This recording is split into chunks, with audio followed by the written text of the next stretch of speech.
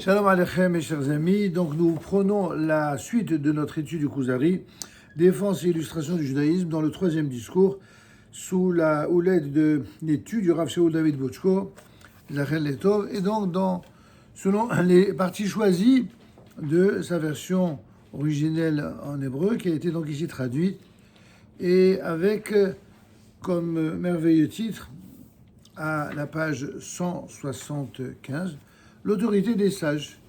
L'autorité des sages, c'est important de parler justement des hachamim sous l'angle de leur autorité, parce que c'est justement celle qui a été la plus contrariée, la plus souvent controversée, contestée. En fait, cette contestation des sages remonte surtout à l'époque de Moshe Rabbeinu lui-même, avec son cousin Korah.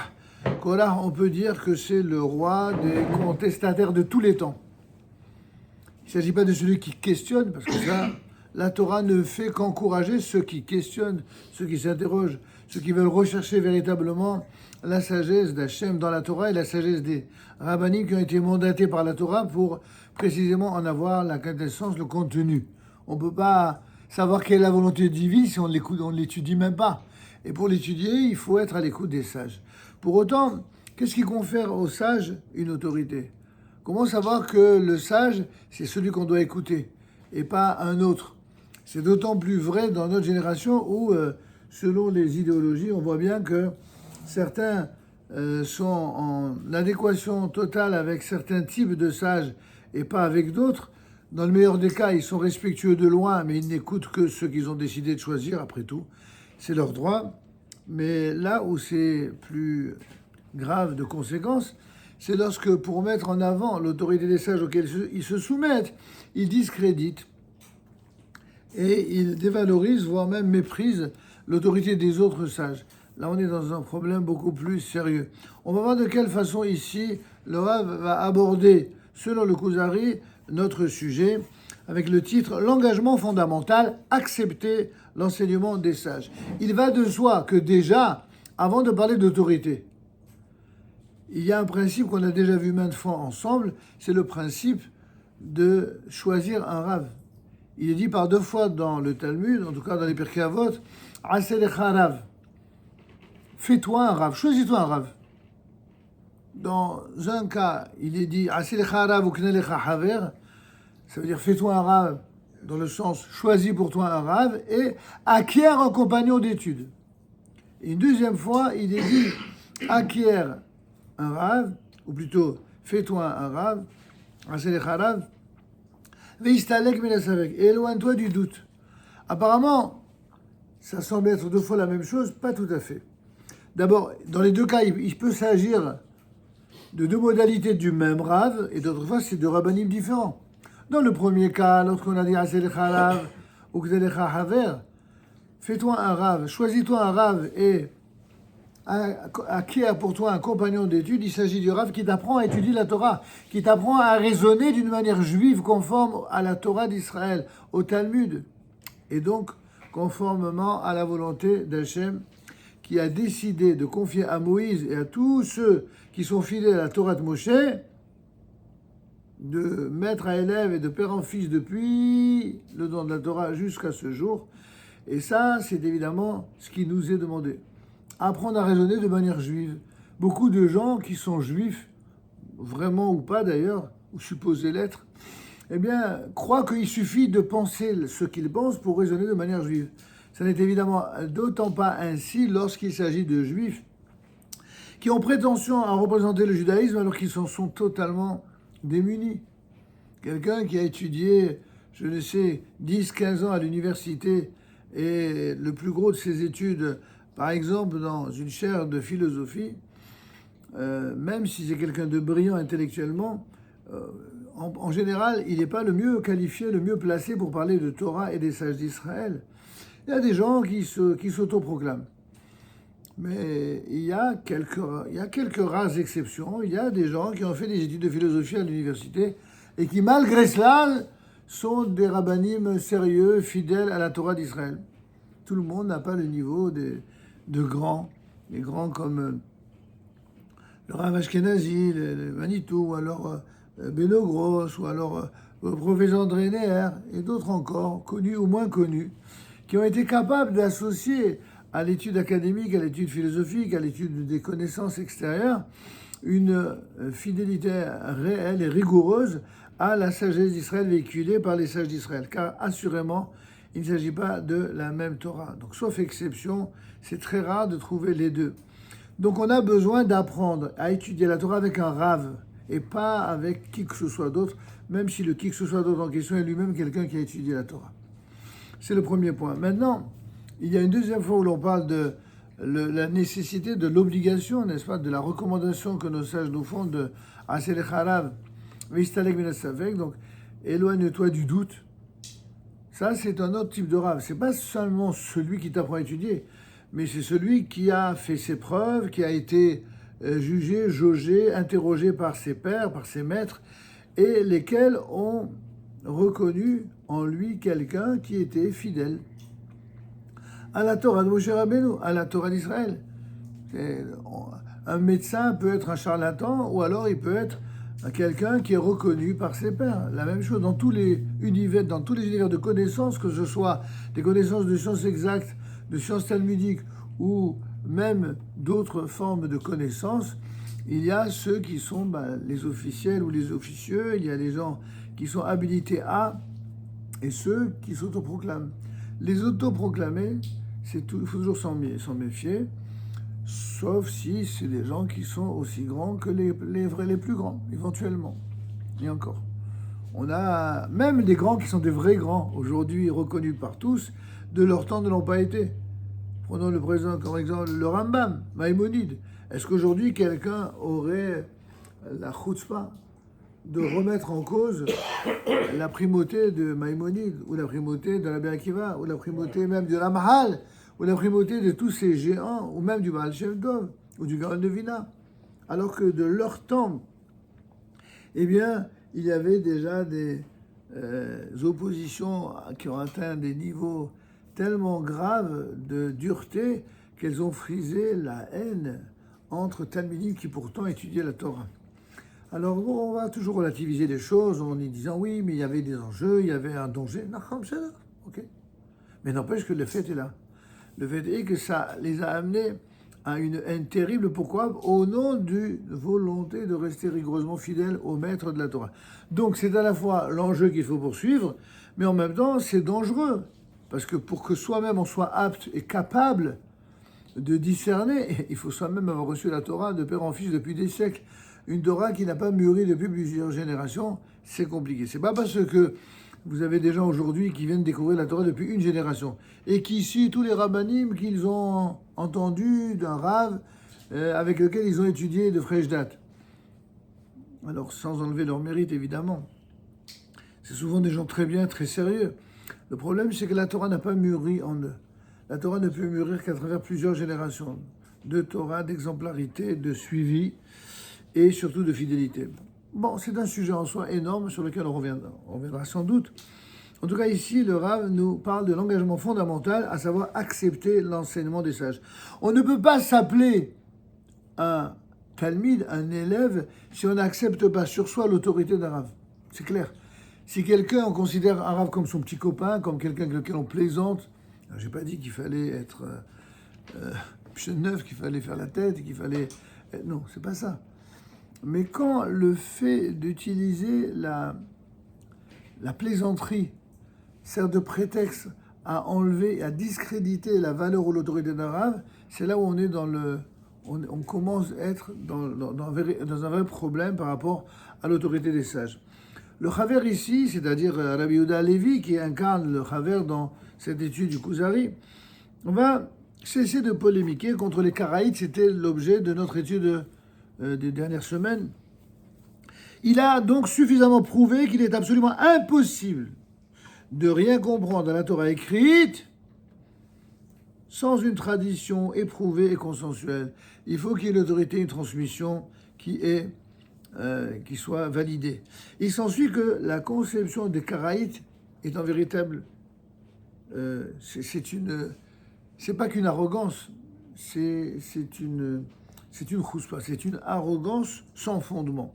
Et cela pose du même coup la question du rapport des Juifs à leur propre tradition, c'est-à-dire à l'autorité des sages. Aujourd'hui, dès que quelqu'un est un tant soit peu intelligent, réfléchi, qui a fait des études dans quelque domaine que ce soit, il va parler des sages comme s'il parlait, encore une fois, de quelqu'un comme tout le monde. Et maintenant, déplaise à certains, non. Les sages de la Torah qui consacrent leur vie, je précise, tout entière à cela, ce ne sont pas des monsieur tout le monde. Leurs préoccupations ne sont pas les préoccupations que les autres. Leur préoccupation, elle a un niveau qui se situe à un niveau bien plus élevé. Dieu, la Torah, le peuple d'Israël, la nation d'Israël, mais l'ensemble de l'humanité. C'est tout ça à la fois qui compte et qui est important à leurs yeux. Alors, dit le Kuzari dans son paragraphe 38, ceux-ci, en parlant des Karaïtes, en effet, sont nombreux, tandis que ceux-là sont des individus. La vie des sages s'appuie sur la tradition prophétique, tandis que ceux-là n'ont recours qu'à l'opinion personnelle. Ben oui, les contestataires, les libéraux en tout genre depuis Korah, sont des gens qui mettent en valeur ou en relief leur propre opinion. Sans doute bien intentionnés, c'est pas le propos ici, mais ils ne respectent pas les règles, c'est tout le problème d'ailleurs. Non seulement ils ne respectent pas les règles, mais la pire d'entre toutes, ils la transgressent. Ils ne respectent pas les sages, ils ne respectent pas l'autorité des sages. Les sages sont d'accord, tandis qu'eux sont en conflit. Dans les apparents désaccords des sages, on voit qu'il y a une unité parfaite.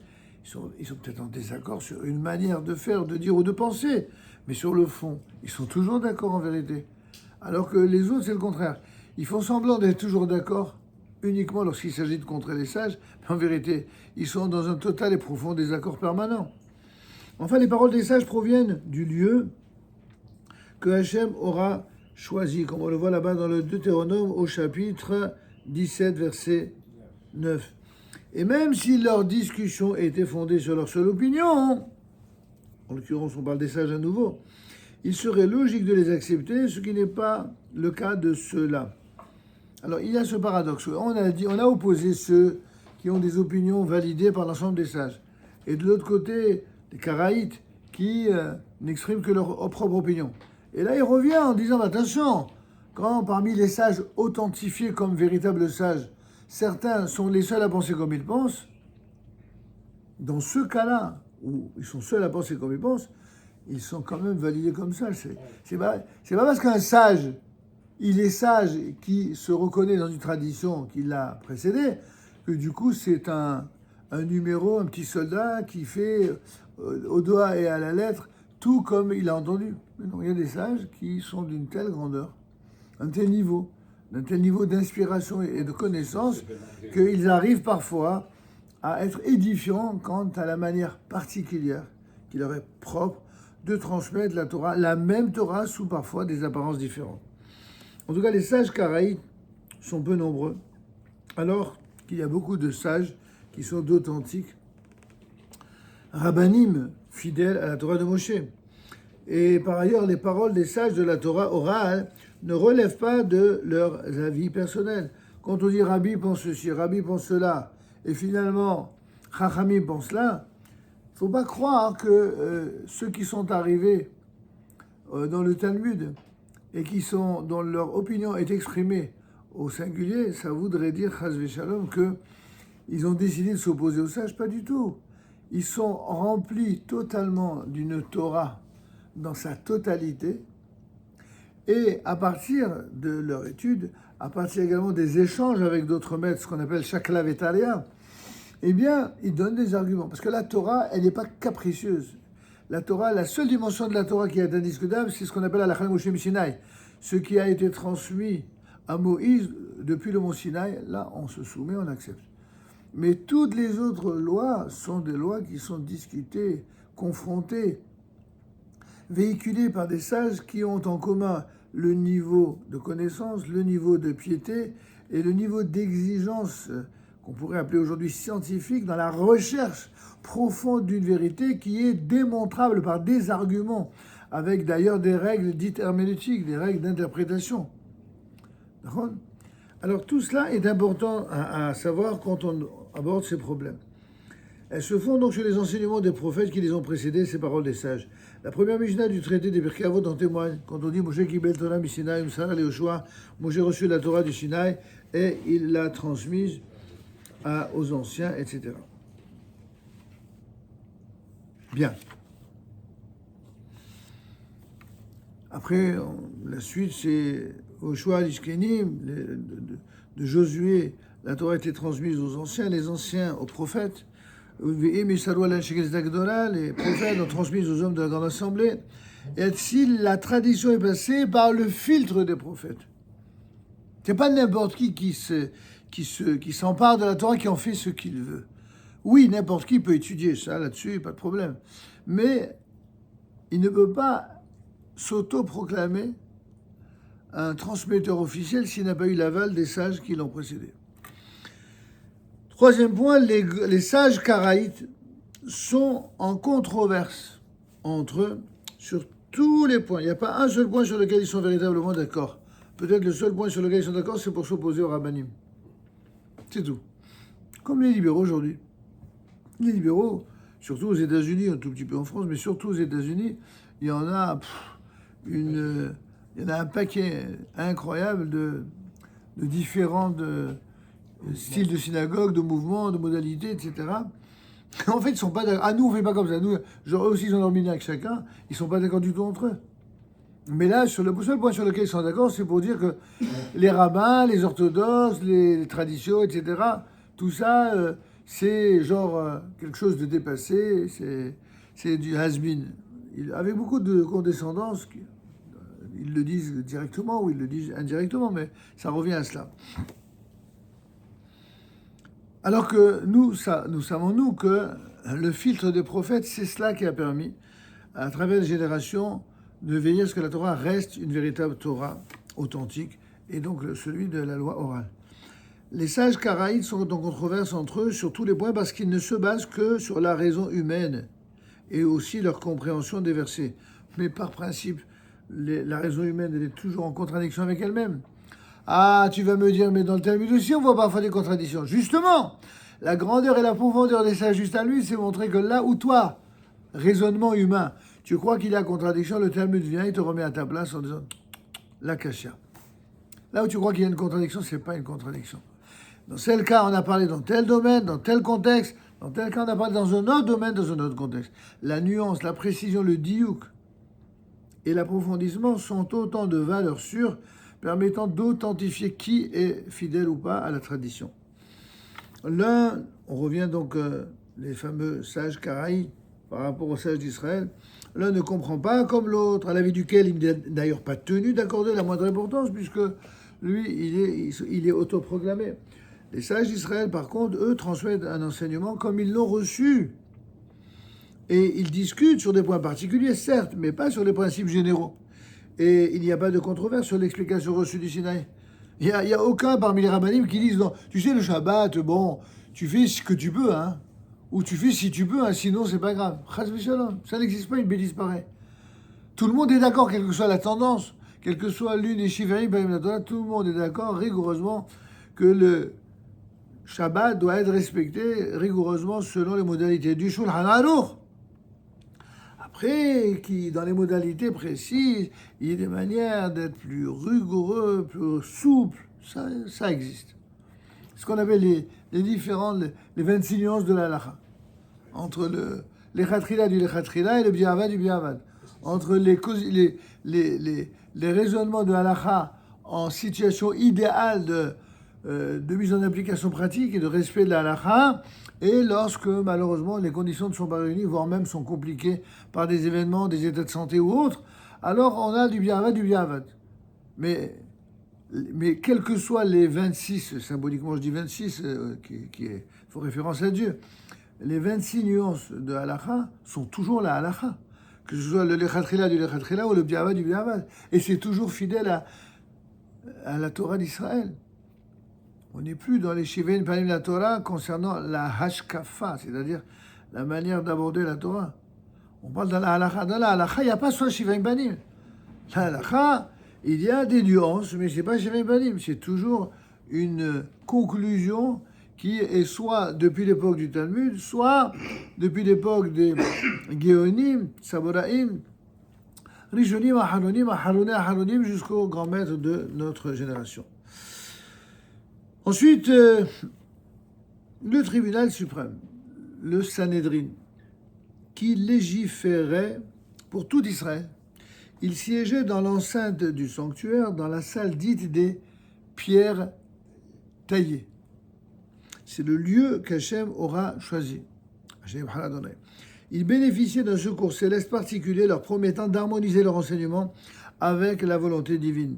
La Torah orale ne relève pas de l'intellect et de l'opinion. Elle est reliée à la dimension divine et c'est pourquoi les dires de nos sages portent le sceau de l'éternité. En conclusion, pour revenir sur ce qu'on a dit dans cette partie-là, il est important de s'en remettre d'une manière pieuse, rigoureuse, fidèle et avec la crainte voulue, requise, eh bien, l'autorité des sages. L'autorité des sages en général, dans le clan d'Israël, et en particulier celui qu'on a choisi comme étant son Rav.